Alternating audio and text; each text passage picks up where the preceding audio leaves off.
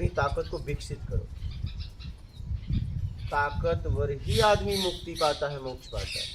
कमजोर व्यक्ति थोड़ी ना, कमजोर व्यक्ति तो जीता रहता है। आप देखो ना, पृथ्वी पर अगर किसी को स्थूल शरीर में भगवान माना गया, किसको माना गया? लोगों ने माना, अलग अलग समूह, राम, कृष्ण, बुद्ध, महावीर और चारों सम्राट। क्यों? संत रविदास जी की उपलब्धि नहीं हुई क्या? क्या ये बुद्ध से कम थे क्या? महावीर से कम थे क्या? राम से कम थे क्या? कृष्ण से कम थे क्या? उस परम स्थिति पे थे। क्यों इन्हें भगवान नहीं माना गया? बताओ, बोलिए क्यों नहीं माना गया? बताइए, जवाब दो। हाँ, ये तो बात है। हाँ, वो सम्राट थे, राजकुमार पैदा हुए थे, तरीके से वो वही मैं कह रहा हूँ। क्या रविदास, संत रविदास जी की स्थिति इन लोगों से कम थी क्या? आत्म उपलब्धि में तो इक्वल थे ना। फिर इन्हें क्यों नहीं भगवान माना गया? सही। और इनके समाज वाले भी बुद्ध को अपनाए, बुद्ध को अपनाए, इनको, इनके समाज वाले तो इनको अपनाना चाहिए। इस परम स्थिति पर आपके समाज का व्यक्ति पहुंचा। समझना इस बात को, मेरे लिए समाज का कोई महत्व नहीं। सामर्थ्यवान आदमी, चार को भगवान माना गया। क्यों? और लोगों को क्यों नहीं माना गया? वाल्मीकि तो ब्रह्म समान हो गए। क्या बात है?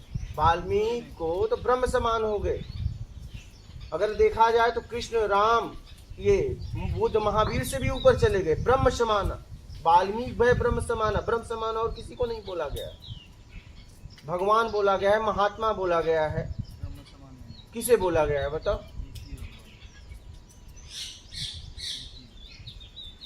वाल्मीकि वह ब्रह्म समान, ब्रह्म के समान हो गए।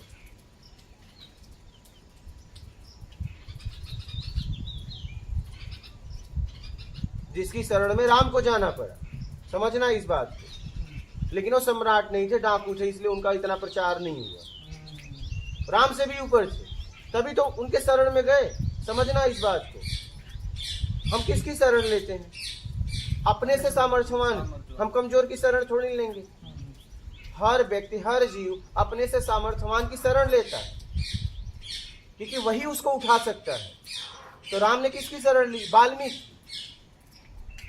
अब राम भगवान मान के पूजे जा रहे हैं, पूजनीय है, देखो कितने मंदिर है, लेकिन वाल्मीकि उनसे भी ऊपर है, लेकिन वाल्मीकि सम्राट नहीं।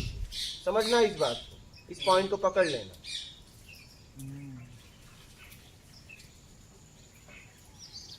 वाल्मीकि सम्राट नहीं थे, ब्रह्म के समान हो गए। और ये सम्राट थे, इनका प्रचार ज्यादा हुआ। उपलब्धि तो बहुत लोगों की हुई, चारी को क्यों भगवान माना गया? उपलब्धि तो बहुत लोगों को हुई। रामकृष्ण परमहंस, रमण महर्षि, बहुत हैं, बहुत ऐसे ज्ञानी संत, ज्ञानेश्वर जी, बहुत ऐसे हैं। देखो आप, इनको ही क्यों भगवान माना गया? भगवान की स्थिति पे तो ये लोग भी पहुंच गए थे। तो फिर कितने हुए? तुकाराम जी बहुत हुए। बोलो।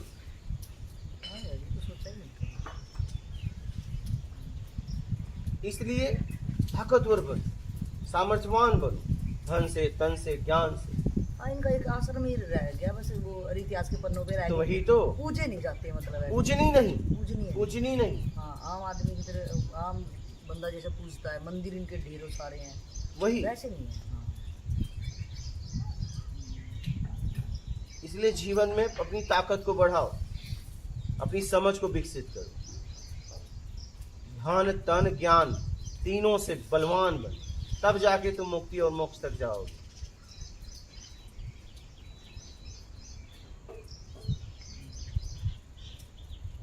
समझ रहे हो? ईमानदारी के साथ। हाँ, बलवान मतलब बेईमानी से मत बना और पतन हो जाएगा। बलवान तो राक्षस भी हो गए, लेकिन उन्होंने अपना पतन कर लिया। नहीं, ईमानदारी, परोपकार के साथ सामर्थ्यवान बनना। क्योंकि ये चारों में ये था, सब में था। संत रविदास जी में था, उन्होंने भी समाज की सेवा की, सब में था, लेकिन चार को भगवान माना गया। समझना इस बात को।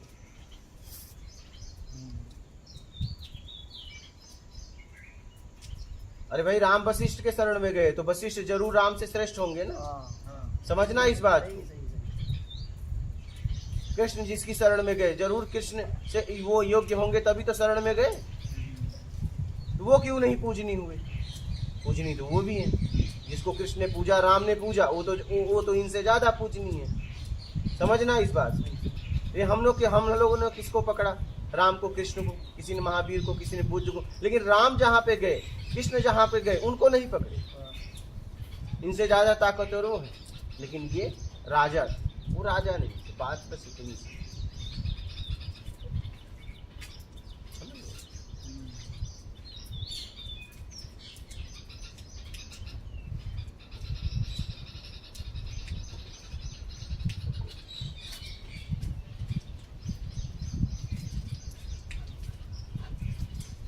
इसे समझो।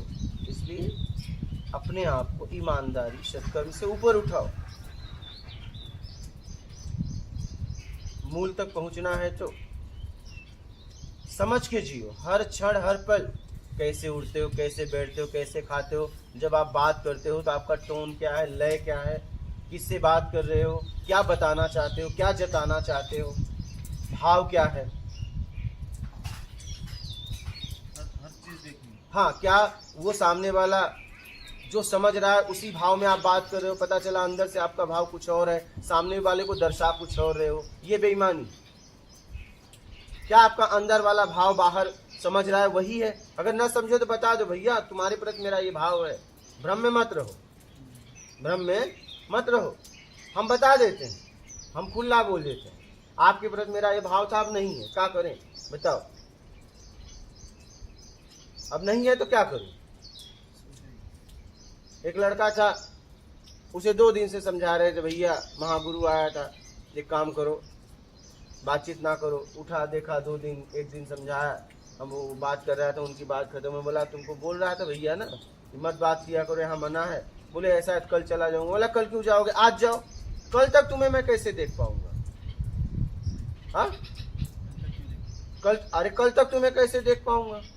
तुम्हारे प्रति मेरा प्रेम ही नहीं रहा, तुमने खत्म कर दिया। आज जाओ, अभी जाओ। बोले हाँ मैं अभी जा रहा हूँ।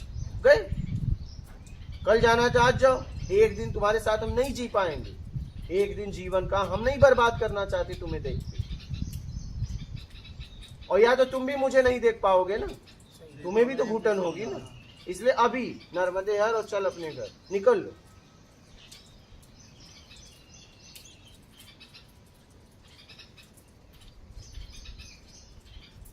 एक दिन हम अपना क्यों बर्बाद करें तुम्हारे लिए?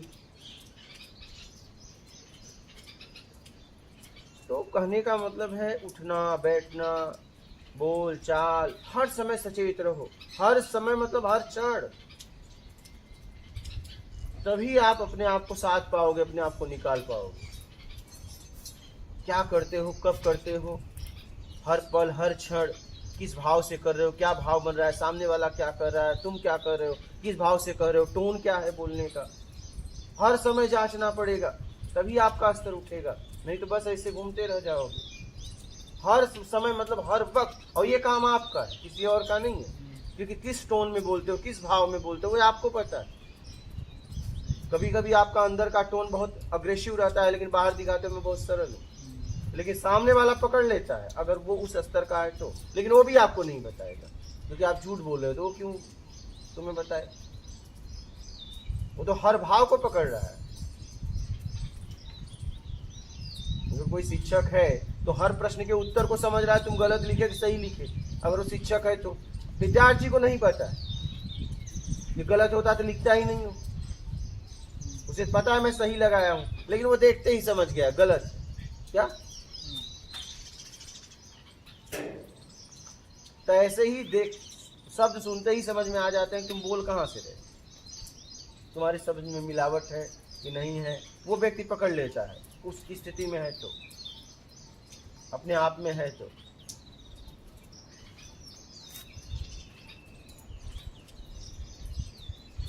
आदि गुरु शंकराचार्य जब बताया जाता है, जब शरीर बदल के अपना शरीर छोड़ के राजा के शरीर में गए और उस स्त्री के साथ जब संबंध करने लगे तो स्त्री ने पकड़ लिया, शरीर तो वही है लेकिन तुम कौन हो क्या? हाँ, बोली तुम्हारा हाव भाव ऐसा नहीं है, शरीर तो वही है लेकिन तुम कौन हो मुझे बताओ। और आदि गुरु शंकराचार्य जी को बताना पड़ा।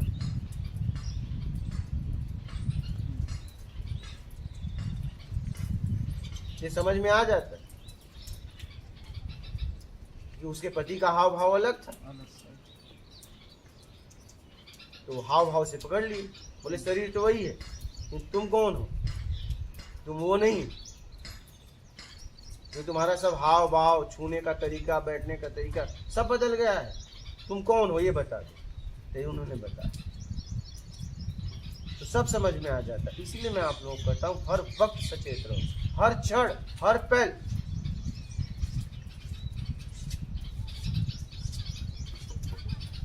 तभी जाके अपना उद्धार कर सकते हैं। और ये आपको करना है, क्योंकि आप अपने साथ हमेशा, एक आदमी आपके साथ कितना रह सकता है? 1 घंटा 2 घंटा, आपको कितना ख्याल रख सकता है भाई? क्योंकि आप अपने शरीर में हो, आप अपना ख्याल रख सकते हो, वो कितना टाइम रखेगा? इसलिए ये काम आपको करना है, ये कार्य आपको करना है अगर उद्धार करना है तो। और नहीं तो फिर मस्ती से जीना है, कोई बात नहीं। एक क्षण भी बर्बाद नहीं करना, एक पल भी बर्बाद नहीं करना है। हर पल, हर क्षण में मुझे कुछ सीखना है। और अगर आप सचेत रहोगे तो हर क्षण, हर पल सिखा रहा है कुछ न कुछ। हर व्यक्ति सिखा रहा है, हर यहाँ पे सब, ये जितनी भी प्रकृति है पूरा सिखा रही है। ये विद्यालय, इसमें 2 तरह के लोग होते हैं, एक सीखने वाला, एक सिखाने वाला। अगर सीखने वाला है, सिखाने वाला है, तभी कल्याण होगा। पता चला वो सीखने सिखाने वाला दोनों बन के घूम रहे हैं, तो उसका कल्याण कभी नहीं होगा। और 2 की संख्या हमारे समाज में 80% से ज़्यादा है। ये जाते हैं सीखने और सिखाने की बात करने लगते हैं, और ये 2 का कल्याण नहीं होता, क्योंकि दोनों है क्या? हाँ, ये जाते हैं सीखने और वहाँ अपना गप मारने लगते हैं, और वो व्यक्ति सुनने लगता है, या तो भगा देता है। 2 स्थिति है, या तो सुनेगा या भगा देगा, क्योंकि तुम श्रोता तो रहे नहीं, अब सुनने की क्षमता तुम्हारी है नहीं, तुम तो बोलने लगे। या तो आपको अनदेखा करेगा, भाग जाओ, या तो फिर आपको चुप करा के समझाएगा, तब तुम आवेश में आके भागोगे तो पक्का। इसलिए पक्का कर लो, तुम 2 में से कौन, सीखने वाले या सिखाने वाले? तभी इस जगत में तुम्हारा कल्याण होगा। और तुम दोनों बन के घूम रहे हो तो कोई बात नहीं। 80% से ज़्यादा दोनों बन के वो जाएंगे सीखने और फिर सिखाने की बात करेंगे।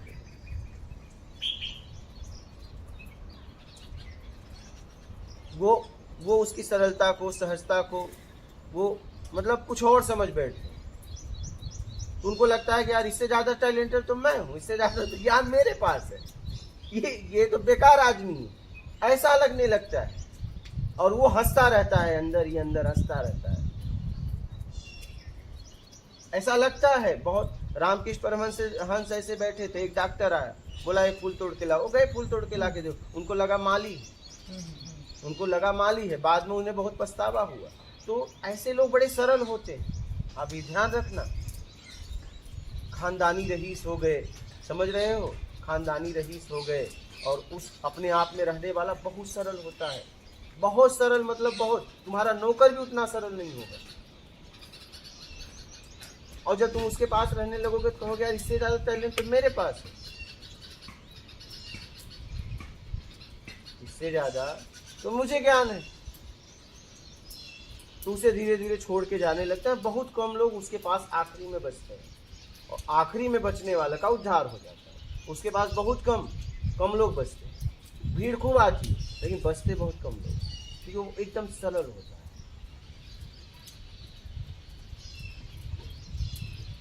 बचने की संख्या बहुत कम रह जाती है उसके बाद, क्योंकि वो इतना सरल ही होता है। लगता है इससे ज्यादा मैं इससे ज्यादा तो मुझे जानकारी है, ये क्या जानता है, इससे ज्यादा टैलेंट तो मेरे पास। तुम्हारे पास टैलेंट है पेड़ तक का, क्या बस, इससे ज्यादा टैलेंट नहीं है। तुम्हारा जितना भी टैलेंट है, पढ़ाई लिखाई, ये जितना भी है तुम्हारे पेट तक टैलेंट है। यहाँ पेट के ऊपर की बात हो रही है, यहाँ शरीर के ऊपर की बात हो रही है। तुम्हारे पास जितना भी टैलेंट है शरीर को सुरक्षित रखने के, यहाँ शरीर के ऊपर की बात हो रही, वो उसके पास, वो उसके पास। तो तुम उसके पास रहने लगो, भ्रमित हो जाओगे, क्योंकि वो बाहरी जगत के चक्कर में पड़ा नहीं, तो उसे वो सबका नॉलेज है नहीं, जानकारी है नहीं, तो और तुम्हें अच्छा है तो तुम सोचोगे यार इससे अच्छा तो मुझे होता है। यही हो गई गड़बड़। तुम आए थे शरीर से परे होने, तुमने शरीर को ही पकड़ लिया। तुम खुद आए थे उसके पास शरीर से पार होने के लिए, पेट से पार होने के लिए।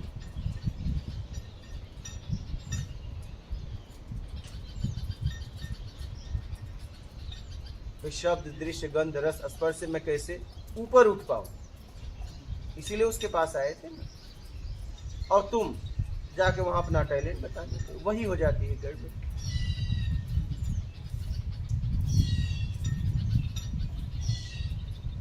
तो ऐसे लोग बहुत सरल होते हैं, इसलिए इनके पास संख्या बहुत कम मतलब कम होती है। ये चालाक वगैरह नहीं होते हैं, ये अंदर से वही है, बाहर से भी वही।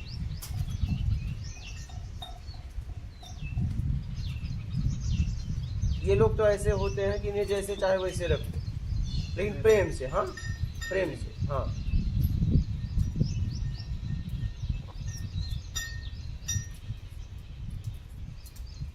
ये पानी की तरह होते हैं, आप जिसमें चाहो उसमें समा लो।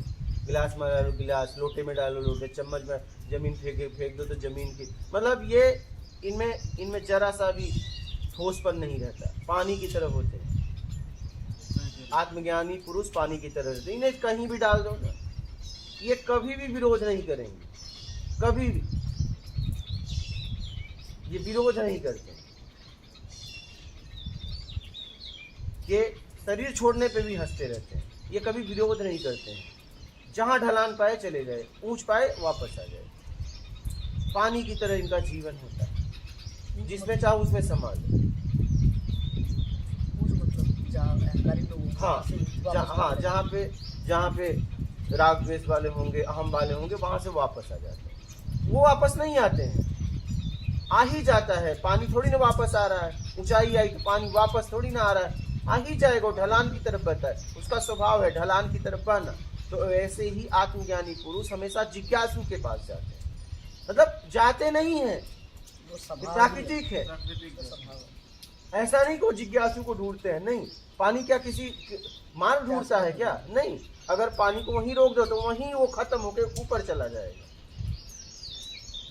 वहीं अगर आप उसे नहीं बहाओ तो जहां है वहीं खत्म हो गया, चला जाएगा ऊपर।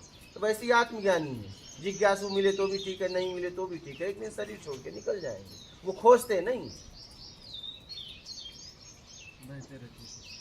ढलान ढलान जहाँ ढलान मिलेगा, जहाँ जिज्ञासु मिलेंगे, उनको उनके लिए बोल लेना। विनम्र स्वभाव वाले, नर्म स्वभाव वाले जिज्ञासु। बात नर्म स्वभाव और विनम्र की नहीं है, बात जिज्ञासु की है। क्या आत्मिक कल्याण के लिए वो आगे बढ़ना चाहता है? क्या झुकना, मतलब जिसे झुकना आ गया। झुकना मतलब प्रेम में। हाँ, झुकना तो लालच में आदमी झुकता है, सबसे ज्यादा तो लालच में झुकता है, लोट पोट कर लेता है पूरा एकदम। सबसे ज्यादा अगर कोई झुकता है तो लाल, लेकिन वो शरीर से झुकता है, आत्मिक नहीं। जिज्ञासु आत्मिक, शरीर से नहीं। उसका झुकाव आत्मिक, शरीर से नहीं होता। शरीर से उसको नाटक वटक नहीं आता है कि ला देखे साष्टांग प्रणाम करके लेट लो, ये सब उसे नहीं आता, क्योंकि वो शरीर से परे की यात्रा कर रहा है। तो शरीर के साथ नया नाटक क्यों करेगा?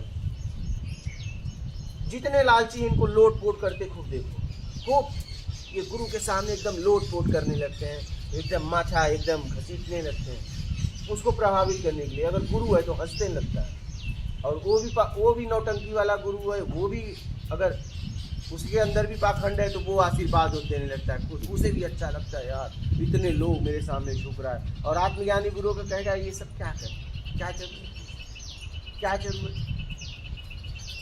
लोट पोट कर रहे हुए मतलब का मट्टी लगा रहे, क्या जरूरत, क्या आवश्यकता है इसकी?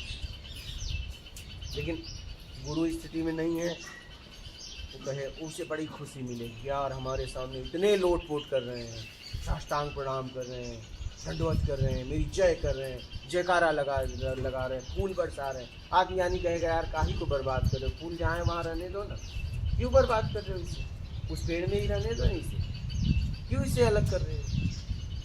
वो कहेगा और फूल लाओ, क्या? हाँ, बना हुआ गुरु कहेगा और फूल लाओ, और मालाएं लाओ, और पहनाओ उसे। आत्मज्ञानी कहेगा नहीं, इसे हटाओ, क्या जरूरत है, ये जहाँ था वहीं ठीक है, क्यों आप ऐसा इसके साथ कर रहे हो?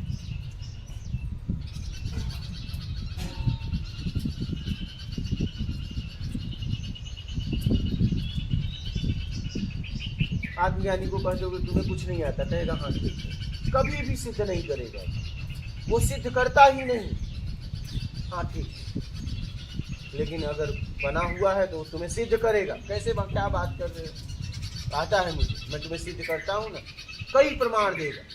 आत्मज्ञानी तुम्हें कभी प्रमाण नहीं देगा, तुम उसे कुछ भी कह के आ सकते हो, हंसते हो, वो सुन लेता है। यही आत्मज्ञानी के लक्षण है। वो सिर्फ उसे उसके साथ धोखा भी कर दो, तुम्हें देख के हंसता ही रहेगा। भाव क्या होता है मुझे अपने ज्ञान के भाव क्या होता है? इतना धोखाधड़ी किया, बहुत सारे को मारा भी गया। सर राग द्वेष कुछ होता ही नहीं है, मतलब राग क्यों नहीं आती? उसमें राग द्वेष दोनों नहीं आता। उसे पता है क्या करोगे, चलो तुम अपने कर्म से मुक्त तो हो रहे हो, कोई बात नहीं, कुछ लेन देन है पूरा हो रहा है, कोई बात नहीं। तुमने सही जगह धोखाबाजी की, कम से कम तुम्हें प्रतिक्रिया तो नहीं दिया गया, कोई बात नहीं। कहीं कहीं देते ना, चलो यहीं देते जाओ।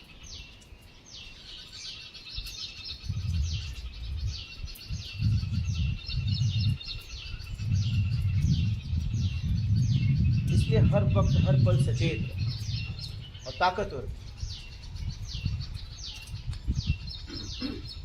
भगवान कौन है? भग मतलब योनि, मान मतलब चलाने वाला, जन्म मरण से अपने आप को छुटकारा दिला दे, वो भगवान है। भगवान एक पद है, ऐसा नहीं। आत्मा कैसे भगवान हो सकती है? अरे भाई, जैसे इस समाज में डॉक्टर, वकील, इंजीनियर, कलेक्टर, डीएम, ठीक है, ये जितने भी हैं, शिक्षक, प्रिंसिपल स्कूल में, एक पद है ना। क्या वो पद रहने वाले हैं क्या? वैसे ही भगवान एक पद है, जिसने अपने आप को इस भवसागर से छुड़ा लिया, वो भगवान। मुख्यमंत्री, प्राइम मिनिस्टर, ये जितने हैं पद है, राष्ट्रपति, ये पद है ना। फिर वैसे ही भगवान एक पद है, जिसने अपने आप को इस भवसागर से अपने आप को छुड़ा लिया, वो भगवान हो।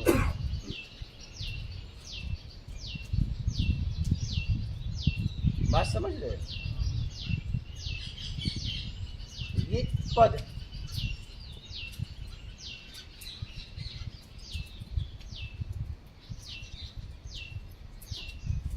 और यहाँ कोई पूजनीय है, पूजवान कोई नहीं। क्या? हाँ, पूजवान एक ही है, ब्रह्म, कभी पूजा नहीं जा सकता। इसलिए सबका सम्मान करो, सबसे ज्ञान लो और आगे बढ़ो, किसी को पकड़ो मत। पकड़े तो गए, किसी को नहीं पकड़ना है। मतलब ब्रह्म कौन? पूजवान मतलब ब्रह्म कौन? वही तो पूजा ही नहीं जा सकता तो कौन का? कौन को पूजा जा सकता है? कौन पूजनीय है? कौन से परे है? पूजनीय तो मेरे लिए जो भी मुझे मार्ग बता रहा है वो पूजनीय, वो पूजनीय। पूजवान नहीं। पूजवान का मतलब उसे मुझे पकड़ लेना, आखिरी। वो आखिरी मतलब क्या शब्द? कौन आखिरी? उसको कोई भी दे दो, परमात्मा दे दो, ईश्वर दे दो, ब्रह्म दे दो। क्या मतलब जो जैसे आप बोल रहे हो, जो हम सुन रहे हैं, मतलब उसको एनर्जी बोल रहे हैं, क्या बोले? ये शब्द बोल रही ये तो शब्द के पीछे ऊर्जा है ना, उसको एनर्जी बोल रही है। हाँ, क्या बोल? ऊर्जा बोल सकते हैं। यानी मुसलमान अल्लाह बोलते हैं, हम उसको परमात्मा कोई भी हाँ, कुछ भी नाम दे दो ना। कोई वाटर कहता है, कोई नीर कहता है, कोई पानी कहता है, कोई जल कहता है, सबके पीछे एक ही तो है। तो मतलब हमने जो ये एनर्जी है, हाँ, तो इसको पकड़ना है ना? नहीं, हाँ। इस एनर्जी से भी परे जाना है। इस एनर्जी के पीछे कोई है? इस एनर्जी को हाँ भेज रहा है। हाँ, इस एनर्जी के पीछे भी कोई है। एनर्जी नहीं पकड़ना, एनर्जी का उपयोग करके जाना, निकलना। नहीं, आपका था एक पूजनीय, एक पूजवान। एक पूजनीय है, एक पूजवान। पूजनीय से मैं समझी जो जहाँ से भी मुझे कुछ सीखने को मिल हाँ। रहा है, मतलब मुझे ये टारगेट बनाना है कि मुझे यहाँ से निकल जाना है। निकलना कहाँ पे है? जो ये एनर्जी है, जो जिसके सारे मैं अभी बोल रही हूँ, ठीक है, जिसके सारे ये मेरा हाथ उठ रहा है, इसको कोई देने वाला है, वो पूजवान है।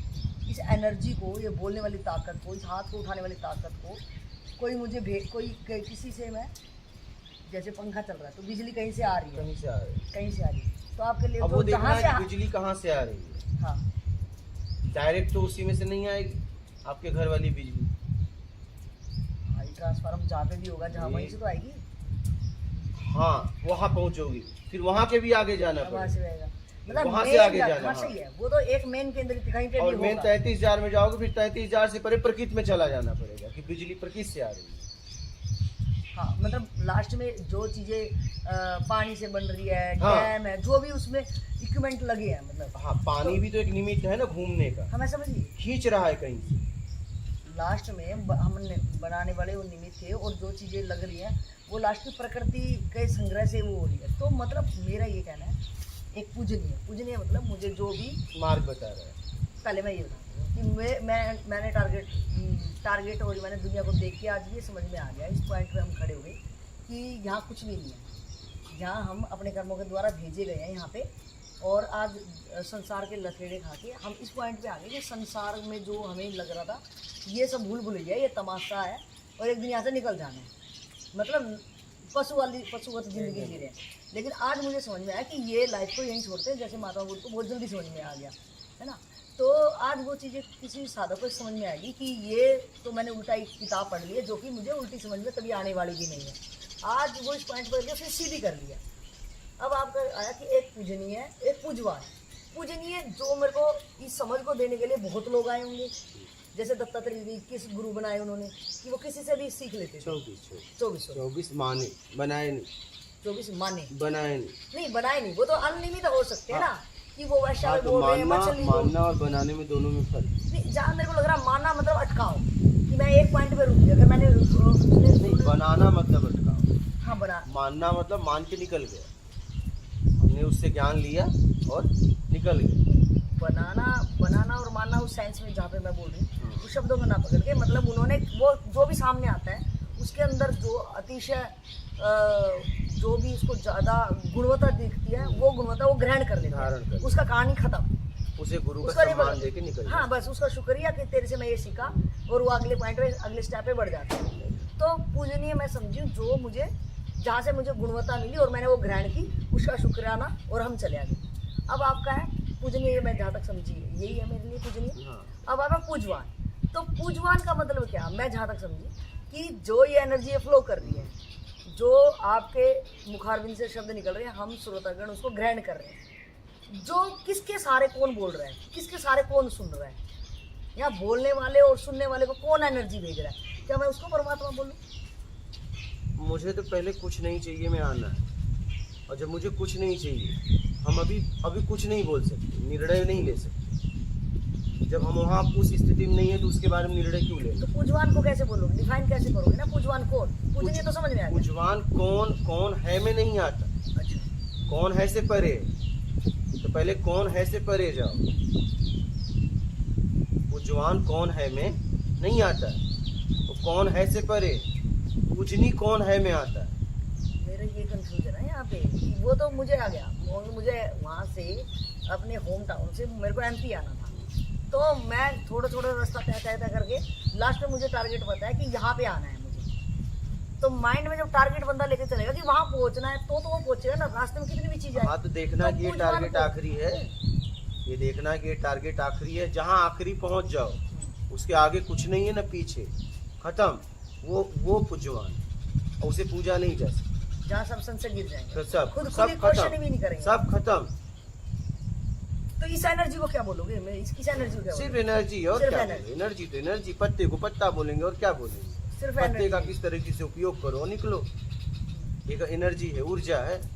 हाँ, वो लाइट कभी जाएगी कभी आएगी, हाँ। अपने से ऐसे हम शरीर लेंगे मरेंगे, हाँ, जिएंगे जब तक। उपयोग करो, जब निकलो, तक- कुछ नहीं चाहिए, वही व्यक्ति मूल तक पहुंचेगा।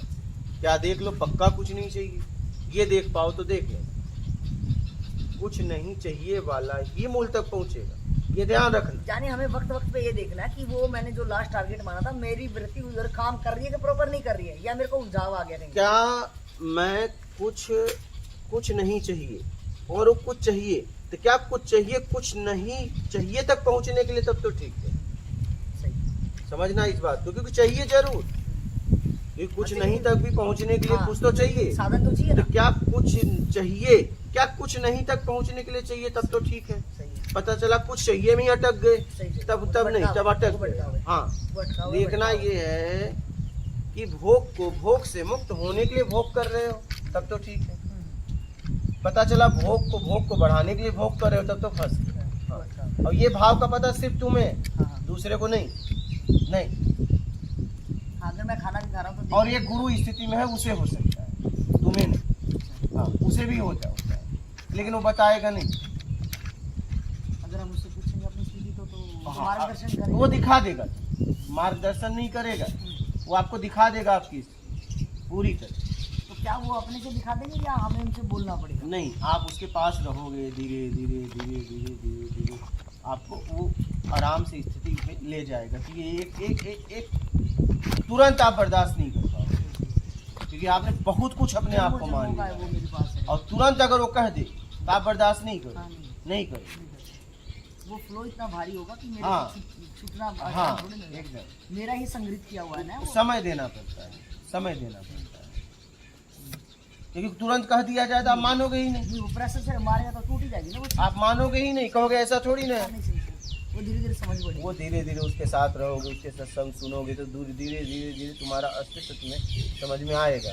वो सीधा कह दे जाते ही कि तुम ये नहीं ये हो, कहोगे एक कैसी बात है, सही सही, ऐसा कैसे? भग हो जाएंगे वहाँ से। हाँ तुरंत भाग जाओगे आप, इसलिए वो तुरंत नहीं बताता है, वो तुम्हें धीरे धीरे धीरे लेके जाता है। जैसे राधे श्याम गोयल पहली बार आए, यहीं मैं सोया, मैं बोला महाराज, वो वहाँ से उतरे, बोला महाराज मैं छूए नहीं, ये तुम्हारी जवाबदारी, मुझे पता है वो छूएंगे, और मैंने कहा ये छूना नहीं चाहिए मुझे, ठीक है। बिल्कुल पहली बार आई हो। पहली बार मतलब एकदम आपको देखते ही पता चल गया कि ऐसा तुरंत मैं उन्हें जांचना चाहता था उनकी स्थिति क्या है। तो मैं लेट गया, मैं बोला महाराज छूना नहीं चाहिए, बस, और अपने आप में हो गया। और वो मुझे आके ऐसे ही छूने आए, इन्होंने कहा कि अरे छूना नहीं, अरे बोले तुम्हें मालूम है क्या? मुझे भी मालूम है, मैं वीडियो देखता हूँ। अच्छा, तो वो दूर से ही खाट को छुए, ठीक है। अब वो खाट को छू के सब वहाँ बैठे बैठे, हम कुछ देर बाद पूछे, हम कहे भैया इनको बिस्किट वगैरह दो इन लोगों को। फिर इसके बाद फिर कुछ लगभग वो 27 दिन कुछ लगभग इधर उधर रहे, लेकिन हमने उन्हें ये बात नहीं बताई। जब दूसरी बार आए और वो पूछे कि मेरे अंदर क्या कमी है, जब मैंने उनकी जिज्ञासा देखा तब उन्हें बैठाया और मैंने कहा तुम्हारे अंदर अहम, क्या ये बात मैं पहले दिन नहीं बोल सकता था, लेकिन उनकी समझने का स्तर ही नहीं था। पहले मुझे उन्हें उस लेवल पे लाना पड़ा, तब उन्होंने अहम भाव को समझा और अहम भाव को निकालने के लिए अब काम कर रहे हैं। तो ये तो मैं पहले दिन बोल देता उठ के, नहीं, पहले दिन बोल देता वो बर्दाश्त ही नहीं कर पाते, उनके अंदर वो क्षमता ही नहीं थी। पहले मैंने उनकी क्षमता को जागृत किया सत्संग के द्वारा, मेरे साथ रहे, और दूसरी बार आने पे बोला मैं, क्योंकि पहली बार में उनकी क्षमता हो ही नहीं पाई थी। आप पहले उसकी कैपेसिटी बढ़ाते हो धीरे धीरे। हाँ, अगर वो दूसरी बार नहीं आते तो मैं नहीं बोलता, मैं चाहता तो पहले दिन बोल देता, बड़ा आसान था, नहीं था क्या बराबर कि आप में अहम है, सही। और दिख भी रहा था, लेकिन पहले दिन में उनका स्तर गिर जाता। क्या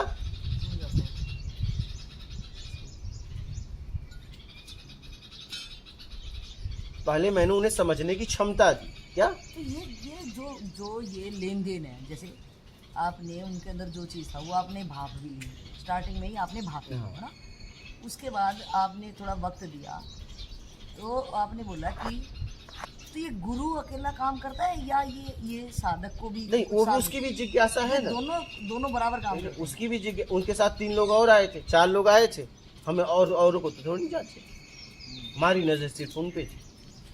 उसमें उनका कुछ लेवल था। हाँ, कुछ तो था तभी। और इधर से आप उसी को चूज और भी, हाँ, जो आगे बढ़ना चाहेगा थोड़ा, जिनकी जिज्ञासा है, हाँ। हम जिज्ञासा को पकड़ते हैं। कोई भी गुरु शिक्षक आप भी कुछ करते हैं तो जिज्ञासु को पकड़ते हैं ना। तो अगर कोई, हाँ, तो ये समझ में आ जाता है कि ये व्यक्ति जिज्ञासु है, तो उसके लिए वो मानसिक काम करता है, उसे पता भी नहीं रहता, उस आंखों से उसे देख के वो करता ही रहता है। पावर कहाँ से लेगा? सामने वाले को पता भी नहीं रहता, उसके लिए काम भी करता रहता है। जैसे कछुआ अंडा दे के चला जाता है और कई 100,000 किलोमीटर से सेता है उसको, ऐसे गुरु होता है।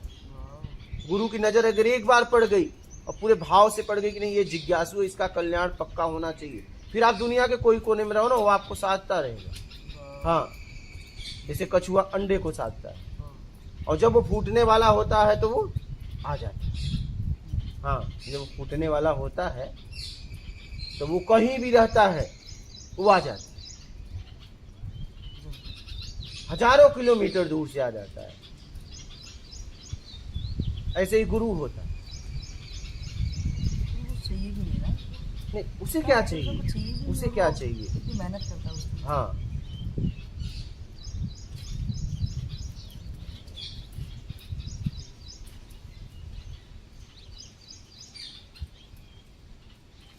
गुरु की नजर पड़ गई तो समझो कि कल्याण हो गया।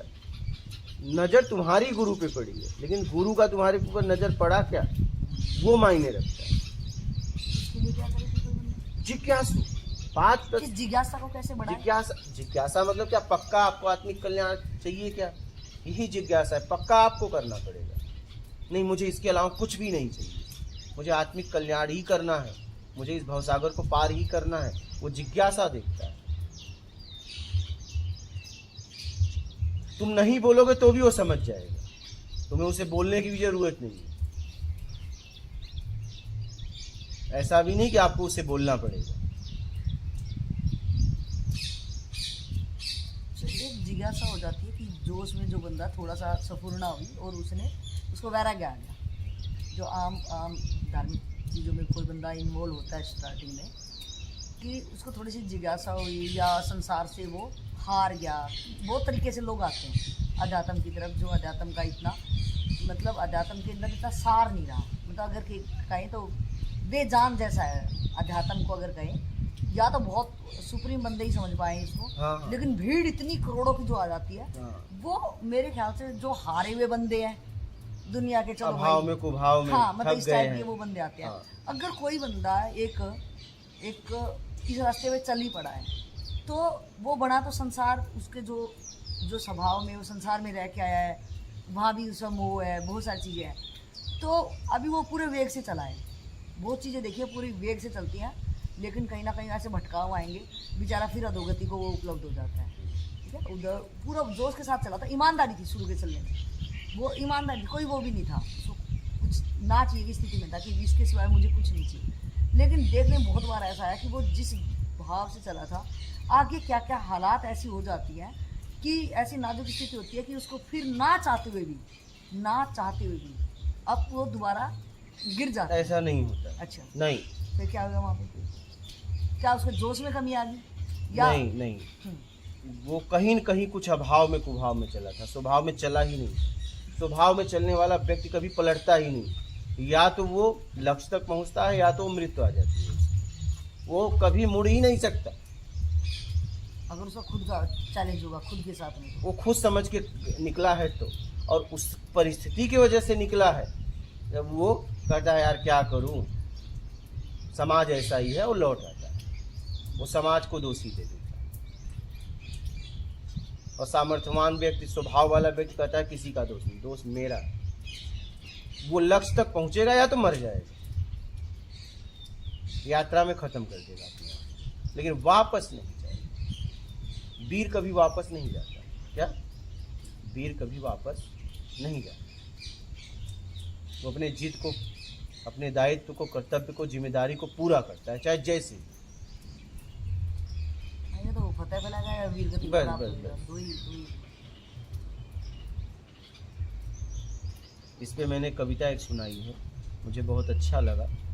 बचपन से एक मुझे कुछ चीज़ें मतलब अपने आप ही याद हो गई। खड़ा हिमालय बता रहा है डरो ना आधी पानी में, खड़े रहो तुम अविचल होकर सब संकट तूफानी में, डीगो न अपने प्रण से तुम सब कुछ पा सकते हो प्यारे, छू सकते हो नभ के तारे। खड़ा रहा जो अपने पथ पर, लाख मुसीबत आने पर भी मिली सफलता उसको जग में, जीने में या मर जाने में। हाँ, जीना तो फिर इसी का नाम है। यही ये व्यक्ति पार होता है। मतलब हमें टाइम पे अपने को जांचना है कि मैं जिसने कहा कि नहीं क्या करूं मैं, जा नहीं पाया ऐसी परिस्थिति, वो चला ही नहीं था। हाँ, क्या? वो चला ही नहीं था। नहीं तो ये शब्द ही नहीं अंदर से उठते। नहीं, वो चला ही नहीं था। अगर चला होता तो दो ही बात होती, या तो मंजिल या तो मौत, दो में से एक मिलता, और दोनों में उसकी जीत होती, सही क्योंकि यात्रा में जाता, सही बात। वीर गति को प्राप्त होता। लौटा इसका मतलब चला नहीं था। तो टाइम बर्बादी कर रहा हाँ, था। हाँ, वो समय को काट रहा था। क्या? वो व्यक्ति समय को काट रहा था। अगर लौटा तो वो समय को काट रहा था, नहीं, लौटेगा नहीं। उससे से तो वो गृहस्थ आदमी सही नहीं स्थित हो जाता कि अपने एक मंदिर के गृहस्थ पास ही तो चलता है। गृहस्थ क्या अलग है और सन्यासी अलग है क्या? किसी माँ बाप का पैदा हुआ ही सन्यासी बनता है ना? आप इसे अलग, आप लोग अलग पता नहीं क्यों कर देते हो अध्यात्म को, विज्ञान को, भौतिक को, गृहस्थ को, सन्यास। अरे गृहस्थ कहाँ से आया बताओ? वो भी तो किसी माँ बाप का बेटा है या बेटी है, अलग थोड़ी ना है वो। पता नहीं क्यों अलग करते हो आप लोग। नहीं, मैंने जो अलग करने के सेंस है वो ये है कि गृहस्थ मतलब उसने शादी वादी कर ली, बच्चों में लिप्त हो गया, उसके बाद वो छोड़ के उसने इस नहीं मार्ग किया में- तो भी लिप्त है, हाँ उसे उसे वो ना करके लिप्त है। हाँ उसने शादी नहीं की, भाई का लड़का खिला रहा है, हाँ हेमंत, हाँ हाँ कह रहा है ये मुझे बड़ा प्यार करता है, तो नहीं की तो नहीं की। बच्चे की इच्छा अंदर थी, भाई ने पूरा कर दी, बीवी की इच्छा नहीं थी। क्या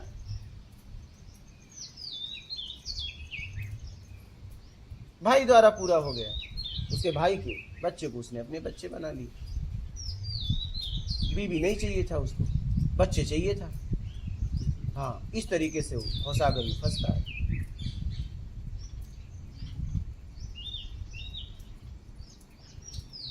किसी को बीवी चाहिए तो बच्चे नहीं चाहिए। हाँ? बड़ा सूक्ष्म है ये, हाँ। मतलब देख नहीं पाते कहाँ फंस रहे हैं, क्या करना चाहिए क्या।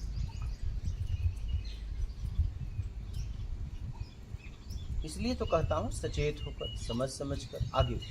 क्या हर वक्त हर क्षण किस टोन में आप क्या बोल रहे हो, किसके साथ बात कर रहे हो, क्योंकि भ्रम होने में देर थोड़ी लगता है। कि सामने वाला बड़ा सरल होता है। भृगु ऋषि ने कहा कि अरे कैसे क्रोध नहीं आएगा, विष्णु भगवान को गए, बोले चलो हम इनके सीने पे लात मारते हैं। उन्होंने लात मारी, बोले प्रभु कहीं चोट तो नहीं आई। तो ये है सामर्थ्यवान की सरलता। सामर्थ्यवान व्यक्ति बड़ा सरल होता है। वो अगर आपको हाँ किया तो फिर उसकी प्राण ले लो ना, और ना किया तो उसके सामने खड़े भी नहीं हो सकते। वो हाँ या ना में जीता है। तो बोले प्रभु तुम्हें कहीं चोट तो नहीं आई। देखिए और बहुत जबरदस्त है। हाँ उनकी इष्ट है।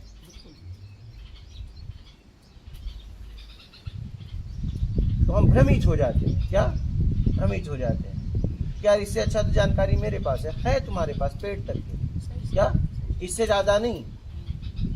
और यहाँ पेट से निकलने के लिए आए, शरीर तक, शरीर का पालन पोषण, भरण पोषण, इसको स्वस्थ कैसे रखा जाए, इतनी जानकारी तुम्हारे पास है। लेकिन ये शरीर क्या रहेगा? तुम कितना भी कर लो, कुछ भी ये शरीर को कर लो, क्या शरीर रहेगा? ठीक है, इसको इतनी सुरक्षित रखो जिसमें इस साधन का उपयोग कर लो परम साध्य तक पहुंचने। लेकिन इससे ज्यादा इसके चक्कर में मत पाओ। इसको स्वस्थ रखना जरूरी है, क्योंकि ये साधन के द्वारा उस परम साध्य तक पहुंचा जा सकता है। ठीक है, इस साधन को सुरक्षित रखो। लेकिन अब इसके मोह में इतना मत पड़ जाओ कि ये काया के चक्कर में, कि काया के चक्कर में माया में फंस गए और सोच रहे हो नहीं इसको सुरक्षित रखना है। नहीं, इसका उपयोग कर, इसका उपयोग कर। इसको सुरक्षित नहीं रखना है, असुरक्षित भी नहीं रखना है, इसका उपयोग करना है उचित तरीके से।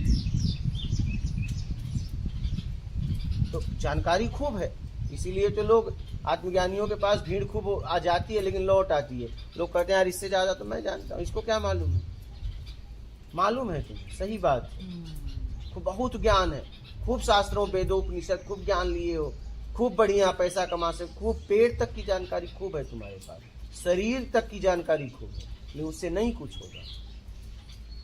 उससे पार उसके पास है, वो उसी को देता है। शब्द दृश्य गंध रस से निकलना चाहते हैं, उसको वो ज्ञान देता है। फिर वो ज्ञान के साथ उस ऊर्जा में ज्ञान देता है। वो मानसिक भी आपको सपोर्ट करता है, आपको पता भी नहीं चलता, आपको पता भी नहीं चलता है। वो मानसिक भी आपको सपोर्ट करता है।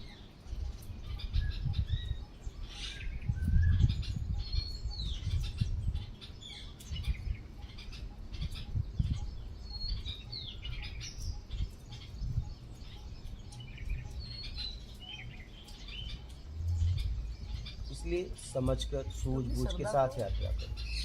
सर वो मानसिक करता है, हमारी सुरक्षा करता है और हमें अंदर से सॉलिड बना के मतलब उस स्थिति को थोड़ा सा मतलब एक जिज्ञासा काम कर रही है, मेरी जिज्ञासा काम कर रही है, इधर जहाँ आप कमजोर पड़ोगे वहाँ वो पकड़ लेगा। हाँ, जहाँ आप कमजोर पड़ोगे और आपकी मेहनत देखेगा, जिन्हें आप मेहनत कर रहे हो, या तो प्रत्यक्ष आएगा या तो अप्रत्यक्ष रूप से आपकी सहायता कर देगा, क्योंकि उसके शब्द आपके पास है ना, तो आप उन शब्दों का तुरंत प्रयोग करोगे। उस शब्द के पीछे वो है।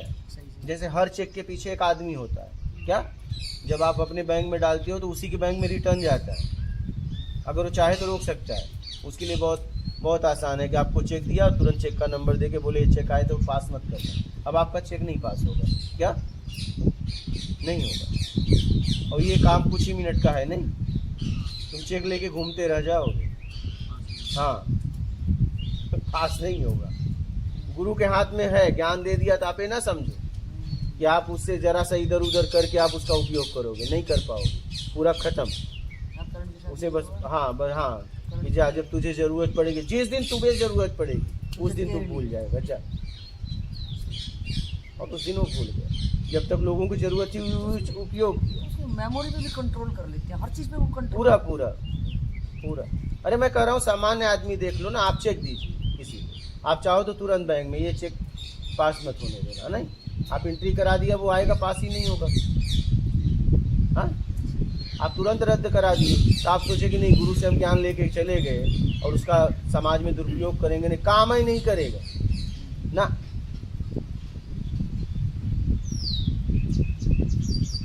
गुरु अगर देता है तो उसको खत्म भी करने की क्षमता उसमें रहती है। आप ये ना समझो उसके ज्ञान का दुरुपयोग कर लोगे, उसमें ये क्षमता भी होती, खत्म कर देगा। जाओ, खत्म। क्योंकि शब्द रहेंगे, ऊर्जा नहीं, चेक रहेगा, अमाउंट रहेगा, साइन रहेगी। अब वो तो साइन भी असली रहेगी, साइन भी नकली नहीं है कि यार साइन गड़बड़ कर दो ना भजे। वो साइन भी पक्का, सब कुछ करके पक्का दिया है। लेकिन तुमने जरा सा उसे उजड्डसा से बात की, उसने एक फ़ोन किया, बोला काम करो मेरे बैंक में चेक आए ना, मत ट्रांसफ़र क्लियर मत करना, ट्रांसफ़र मत होने देना, बस बात खत्म हो गई। तुम जाओ डालो ना। अब डालने पे क्या होगा पता है? 300-400 और कट जाए। हाँ। क्या? इसलिए कभी भी जिंदगी में अगर आपको कोई सहायता करता है तो उसके साथ धोखा मत करना, और माइनस में चले जाओगे।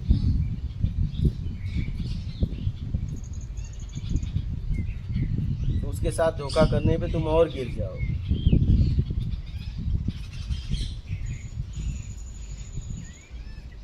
उसके हाथ में तो है पावर, पूरी तरीके से गिरेगा। फिर उसके हाथ में ही तो, और उसे ज्यादा मेहनत भी नहीं करना है। क्या? बस एक फोन करके बोलना है या जाके ब्रांच में बोल देना है, और ज्यादा नहीं उसको मेहनत करना है। और तुम लेके घूमते रहो।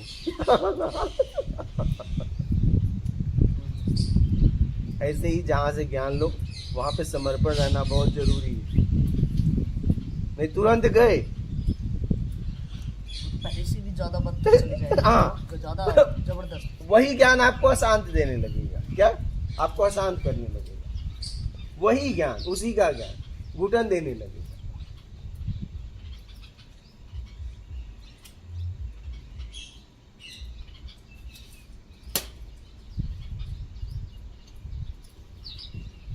इसलिए सूझबूझ के साथ आगे बढ़ो।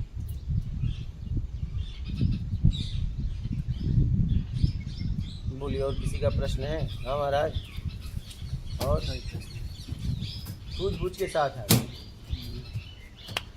सचेत रहो। सूझबूझ और सचेत मतलब यही, जो टारगेट लेके चले हैं इधर उधर तो नहीं हो रहा है, अपना दिमाग बुद्धि को तर्क लेके इधर उधर तो नहीं कर रही, यही सचेत। सूझबूझ मतलब कोई कुछ कर रहा है तो मत मान लो, पहले आप अपनी समझ से समझो, यही है सूझ। अपनी समझ से समझना सूझबूझ। और बस किसी की बात हाँ वो कहा हाँ नहीं, पहले समझो क्या वो कह रहा है उचित है कि अनुचित है, ये आपको नीचे गिराएगा कि ऊपर उठाएगा, क्या वो कह रहा है पक्का सही है, प्रत्यक्ष है कि नहीं है। सूझबूझ के साथ किसी ने किसी के बारे में कहा तो पूरी तरह जांचो। क्या? पूरी तरह जांच करो।